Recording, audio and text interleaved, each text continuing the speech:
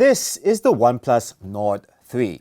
Now, I can sit here and make the usual jokes about OnePlus settling and all that, but I'm not going to do that. Instead, I'm going to talk to you about how this phone transcends the mid-range Nord label, because this Nord 3 might actually be the return of the flagship killer. No, really, it's that good.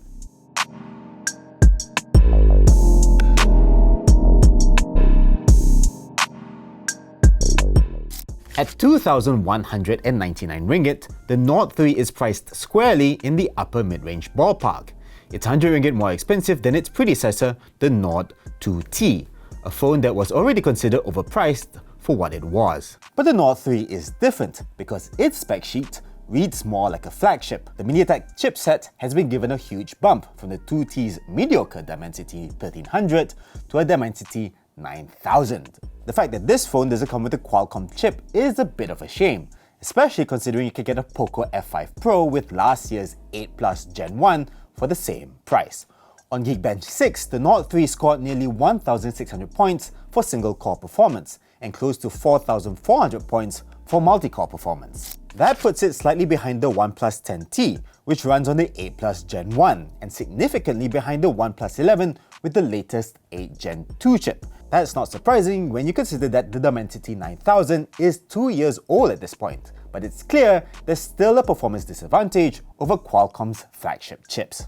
But in the real world, the Nord 3 is no slouch, especially when it comes with 16 gigs of the latest LPDDR5X RAM and 256 gigs of UFS 3.1 storage.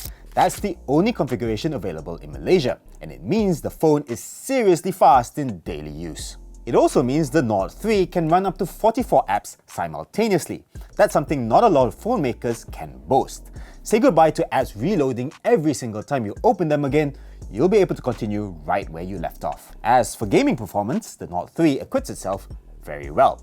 It can run most games at max settings, and while stutters and slowdowns do happen, they don't get in the way of the action. I will say that even though OnePlus says the Nord 3 has a large vapor chamber, it still gets very hot during sustained gaming, and at one point it just flat out quit the game to cool down.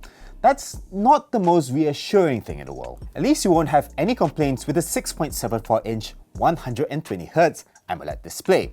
It's not quite 1440p resolution, but it's not far off at 1240 pixels wide, giving you a pixel density of 450 ppi. It's also bright enough for outdoor use. On top of that, the Nord 3 comes with Dolby Atmos stereo speakers that are surprisingly loud and clear. Battery life is another area where the Nord 3 excels. It has a 5000 mAh battery, and during my time with it, I managed a whopping 7 hours of screen on time with moderate use, all before the battery dropped to 20% charge. With heavy usage, including some gaming, I got closer to 5 hours, which is still pretty good. And when you do run the battery down, the Nord 3 will charge back up very quickly, as it comes with 80-watt SuperVOOC fast charging. A full charge takes just over 40 minutes. There's no wireless charging, but given the price, it's fine. What's not so fine is the fact that the Nord 3, like many OnePlus phones, does not come with any dust or water resistance rating whatsoever. Yes, I know IP certification is expensive, but come on! The Samsung Galaxy A34 has an IP67 rating, and that thing costs 600 ringgit less! Last but not least, there are the cameras. OnePlus says the Nord 3 takes photos like a flagship, and that's largely true because it uses the same main camera hardware as the OnePlus 11. That means you get a 50 megapixel 1/1.56-inch Sony IMX890 sensor with optical image stabilization. However, you don't get the benefit of Hasselblad's color science, and you also don't get the Snapdragon 8 Gen 2's superior image processor. Still, the Nord 3's main camera does a pretty good job in terms of detail, though you can see that it applies quite a lot of sharpening to get it. Color reproduction is okay in bright sunlight, but nighttime photos can look washed out, especially in the reds and yellows. On the flip side, the Nord 3 has a decent handle of noise in low light. Overall, OnePlus still isn't able to match the established players like Apple and Samsung in terms of image quality. But the Nord 3 is half the price of the highest end flagships, so it's not such a bad performance. The Nord 3's main camera also delivers decently smooth videos with good colors, and the exposure jumps aren't as obvious as some other more recent OnePlus and Oppo phones. But don't go expecting iPhone or S23 Ultra levels of stabilization here. The less said about the rest of the cameras, the better. It's here that the Nord 3 really feels like a mid-range phone, because even though it has a triple camera setup, the other two are either a lot worse than the main camera or completely useless. OnePlus has saddled the Nord 3 with an 8-megapixel ultra-wide with a tiny quarter-inch sensor, which does its best to retain detail, but the photos end up very noisy even in the daytime. Then you have the 2-megapixel macro camera, which is just hopeless. The photos are soft and the colors are terrible. Just avoid. Elsewhere, the Nord 3's portrait mode can be a bit heavy-handed when it comes to cutting out hair, but it's still just about usable. At the front of the phone, you'll find a 16-megapixel selfie camera with an f2.2 aperture. It's not the best selfie camera in the world. It's a little soft, but it does produce nice contrasty colors, so it's alright. The OnePlus brand has been in for quite a bit of stick over the past couple of years, especially after it merged its Oxygen OS with Oppo's ColorOS and introduced the expensive OnePlus 10 Pro last year.